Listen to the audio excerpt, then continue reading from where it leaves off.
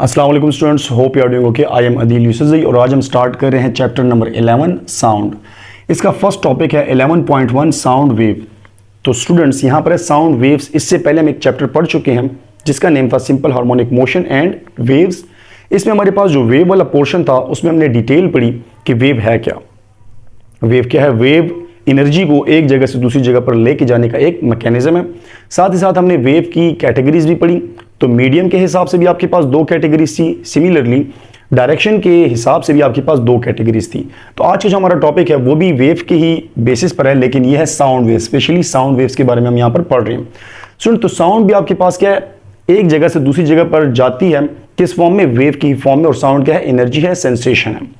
तो स्टूडेंट्स, अगर आप चाहते हैं कि एक साउंड इफेक्टिव हो, उसका रिजल्ट पॉजिटिव आए, तो उसके लिए तीन चीज़ों का होना बहुत ज़्यादा ज़रूरी है। अगर आप चाहते हैं कि एक जगह पर साउंड अच्छे तरीके से वर्क करे तो वहाँ पर तीन चीज़ों का होना बहुत ज़्यादा ज़रूरी है। सबसे पहला, सोर्स।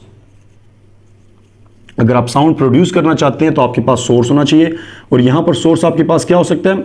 Vibrating body. कोई भी वाइब्रेटिंग बॉडी कहीं पर होगी तो उससे क्या चीज़ प्रोड्यूस होती है?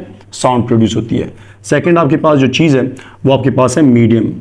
मीडियम क्यों है मैं आगे जाके आपको डिटेल्स इसका बताता हूँ। और मीडियम आपके पास सॉलिड, लिक्विड, गैस कुछ भी हो सकता है। थर्ड वन जो चीज़ आपके पास वो है आपके पास रिसीवर। रिसीवर का होना भी बहुत ज़्यादा जरूरी है। और रिसीवर आपके पास क्या हो सकता है यहाँ पर? लिसनर।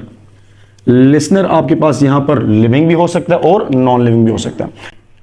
सो स्टूडेंट्स, ऐसा करते हैं एक एक करके इन तीनों चीज़ों को डिस्कस करते हैं कि ये तीनों चीज़ें कितनी ज़रूरी हैं साउंड के इफेक्ट के लिए। सबसे पहले आपके पास है सोर्स, वाइब्रेटिंग बॉडी। अगर एक जगह पर वाइब्रेटिंग बॉडी नहीं है, वाइब्रेशन नहीं है, तो वहाँ पर साउंड भी प्रोड्यूस नहीं होगा। सबसे पहले तो मैं अपनी बात कर रहा हूँ, तो मेरी आवाज़ अगर किसी तक पहुँच रही है तो यहाँ पर जो वाइब्रेटिंग बॉडी है वो क्या है? यहाँ पर गले के बीच में बायोलॉजिकल टर्म है एक लैरिंक्स, एक होता है, उसको हम लैरिंक्स बोलते हैं, और इसको वॉइस बॉक्स भी बोलते हैं और वोकल कॉर्ड भी बोलते हैं। यहाँ से स्टूडेंट्स वाइब्रेशन प्रोड्यूस होती हैं। तो यहाँ से ही वाइब्रेशन प्रोड्यूस हो रही है, जिसकी वजह से साउंड भी प्रोड्यूस हो रहा है। स्टार्ट यहाँ से हो रहा है। क्लियर? सिमिलरली ह्यूमन हार्ट की अगर हम बात कर लें किसी की भी, तो ये भी क्या करता है? वाइब्रेशन करता है। 0.8 सेकंड में अपना एक साइकिल कंप्लीट करता है। तो यहाँ की भी आवाज़ होती है, वाइब्रेशन की भी आवाज़ होती है, और ये स्टेप्टोस्कोप से हम सुन सकते हैं। स्टूडेंट्स, सिमिलरली आप अगर गिटार को देखें तो गिटार के बीच में भी जो आप गिटार की स्ट्रिंग को प्लग करते हैं तो वो भी अपनी जगह पर क्या करता है? मूव करता है, वाइब्रेशन करता है। उसी की वाइब्रेशन से आपको डिफरेंट साउंड मिल रहे होते हैं। अब स्टूडेंट्स, यहाँ पर मेरे पास एक इंस्ट्रूमेंट है, इसको हम बोलते हैं ट्यूनिंग फोक बोलते हैं। इसको हम बोलते हैं ट्यूनिंग फोक। आपको क्लियरली नजर आ रहा होगा, इसकी मैं पिक्चर भी साइड पर दे देता हूँ।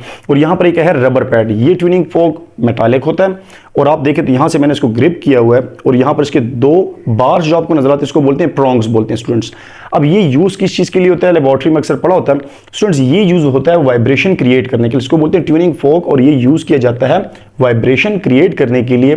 क्या चेक करने के लिए? कि वाइब्रेशन की वजह से डिस्टर्बेंस होती है और उसी डिस्टर्बेंस की वजह से साउंड प्रोड्यूस होता है। अब स्टूडेंट्स आप नोट करिए, ये मेरे पास ट्यूनिंग फोक है। इसको इस रबर पैड पे जैसे मैं बीट करूंगा तो ये जो ट्यूनिंग फोक के जो प्रॉन्ग्स हैं ये अपनी जगह से राइट लेफ्ट मूव करेंगे, जिसकी वजह से वाइब्रेशन क्रिएट होंगी और प्रॉपर साउंड प्रोड्यूस होगा। अब आप नोट करें, इसको मैं जैसे बीट करूंगा, पहले मैं कान के साथ लगाऊंगा और फिर दोबारा बीट करके माइक के साथ लगाऊंगा, तो हो सकता है आपको इसकी आवाज क्लियर आ जाए। तो स्टार्ट करते हैं एक्सपेरिमेंट एक्टिविटी आपके पास। जी, मुझे प्रॉपर तरीके से इसकी आवाज आ रही है लेकिन काफी स्लो है। अब मैं माइक में इसको नजदीक करता हूं, दोबारा कर लेते हैं एक बार फिर। होप्स हो कि आपको आवाज क्लियर आ रही होगी स्टूडेंट्स। तो यहां पर हुआ क्या? यहां पर जैसे मैंने इसको बीट किया, आपको लग रहा होगा कि इसके दोनों प्रोंग्स आपस में आके टच हो रहे हैं, बल्कि टच नहीं हो रहे। टच अगर होंगे फिर तो और भी ज्यादा साउंड प्रोड्यूस होगी। काफी हार्ड है स्टूडेंट, इसको काफी ज्यादा फोर्स लगानी पड़ेगी नजदीक करने के लिए। और जितनी फोर्स मैं यहां पर अप्लाई करूं इतनी फोर्स से आपस में टकराएंगे नहीं, बल्कि अपनी ही जगह पर क्या कर रहे हैं? मूव कर रहे हैं, वाइब्रेशन कर रहे हैं। और उसी वाइब्रेशन की वजह से क्या चीज प्रोड्यूस हो रही है? साउंड की प्रोडक्शन हो रही है। तो साउंड की प्रोडक्शन यहां से स्टार्ट हो जाती है स्टूडेंट। अब स्टूडेंट्स, यहां पर जो नेक्स्ट चीज आपको देखने वाली है वो ये है कि मीडियम का होना भी बहुत ज्यादा जरूरी है। मीडियम में ही यही जो वाइब्रेशन है क्या करती है? डिस्टर्बेंस करती है। तो मतलब ये हो गया कि डिस्टर्बेंस का होना भी बहुत ज्यादा जरूरी है। अब यहाँ पर एक एक्टिविटी है स्टूडेंट्स, आप इस एक्टिविटी को यहाँ पर देख सकते हैं कि मेरे पास एक पेंडुलम है, मैंने यहाँ पर इसको लटकाया हुआ है, और जैसे ही मैं यहाँ पर इस ट्यूनिंग फोक को बीट करके इसके नजदीक लाऊंगा, इसको टच करूंगा, तो आप देखेंगे कि इसकी वाइब्रेशन क्या होती है? आगे ट्रांसफर होती है। और ये ट्यूनिंग फोक देखें मूव कर रहा है स्टूडेंट। तो यहां पर क्या हुआ? ये इन्वायरमेंट को डिस्टर्ब कर रहा है। तो मीडियम में आपके पास सॉलिड, लिक्विड, गैस कुछ भी हो सकता है, जिसकी वजह से आपके पास ये वाइब्रेशन इस सॉलिड, लिक्विड और गैस में ट्रांसफर होगी। क्योंकि साउंड हमारे पास कौन सी वेव है? मैकेनिकल वेव है। तो इसलिए आपके पास मीडियम का होना भी बहुत ज़्यादा ज़रूरी है। तो स्टूडेंट्स, मीडियम का होना ज़रूरी है या नहीं, इस चीज़ का अंदाज़ा आप इस बात से भी लगा सकते हैं कि मेरी आवाज़ अगर आप तक आ रही है तो ये थ्रू मीडियम आ रही है। यहाँ से वाइब्रेशन तो हो रही है, लेकिन मीडियम का होना भी ज़रूरी है। तो यहाँ पर एयर है, जिसकी वजह से ये साउंड इस एयर के ऊपर ट्रैवल करके आप तक पहुँच जाती है। सिमिलरली सन के ऊपर काफ़ी रिएक्शंस हो रहे हैं, न्यूक्लियर रिएक्शन होते हैं जिसमें ब्लास्टिंग वगैरह होती है, लेकिन उसकी आवाज़ आप तक नहीं पहुँचती। उसका रीज़न क्या है कि वहाँ पर वैक्यूम है, मतलब एयर नहीं है, पार्टिकल्स नहीं है, जिसकी वजह से उसकी आवाज़ यहाँ तक नहीं पहुँच पाती। तो आप बोल सकते हैं कि वहाँ पर मीडियम नहीं है, जिसकी वजह से साउंड भी प्रोपेगेट नहीं कर सकता। यहाँ तक क्लियर? इसी के साथ साथ आपके पास एक एक्टिविटी है, आप डायग्राम देख सकते हैं कि आपके पास एक ग्लास चैम्बर है। इस ग्लास चैम्बर के साथ वैक्यूम पंप्स लगे हैं और इन वैक्यूम पंप्स का काम क्या है कि इसमें जितनी भी हवा है उसको बाहर की तरफ खींचना।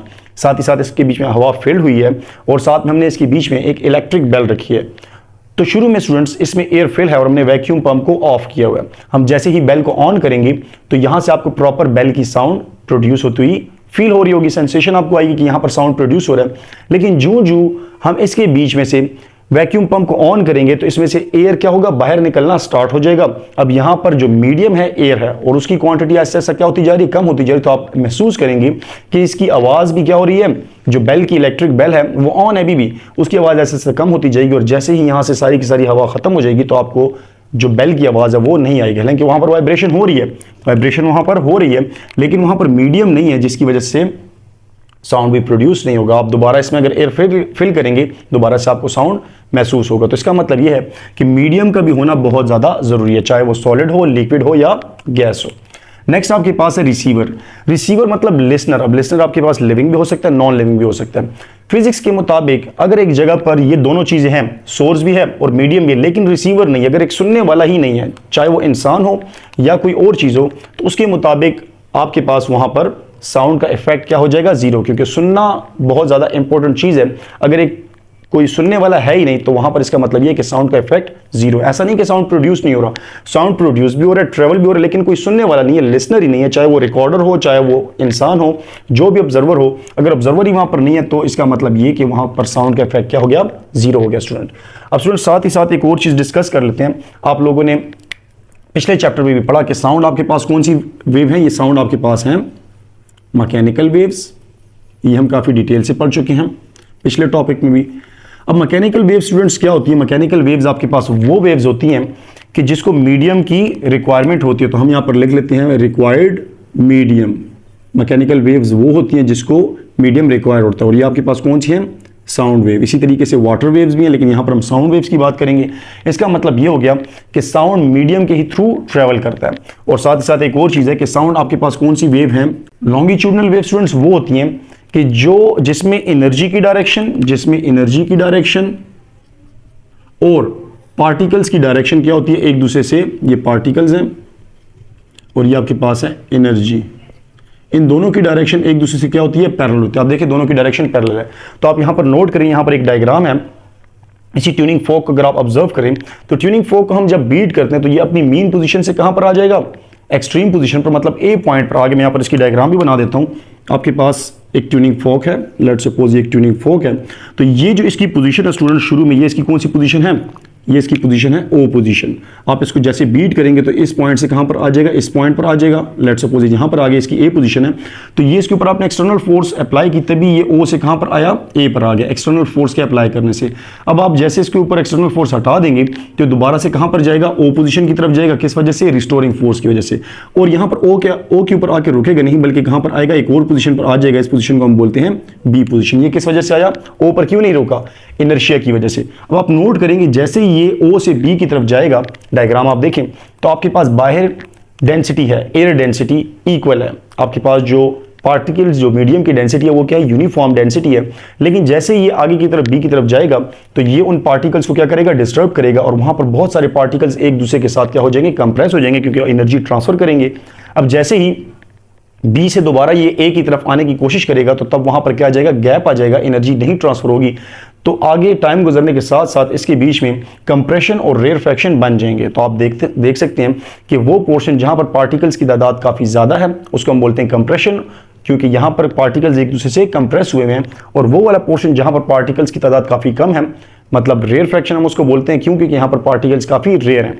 और एक चीज़ आप और भी याद रख सकते हैं कि दो कंप्रेशन के बीच का डिस्टेंस हम क्या बोलते हैं, उसकी वेवलेंथ बोलते हैं। वो रेयर फ्रैक्शन के दरमियान की जो लेंथ है उसको हम बोलते हैं वेवलेंथ, उसको भी हम वेवलेंथ का नाम देते हैं स्टूडेंट्स। तो ये आपके पास फर्स्ट टॉपिक था 11.1 साउंड वेव्स।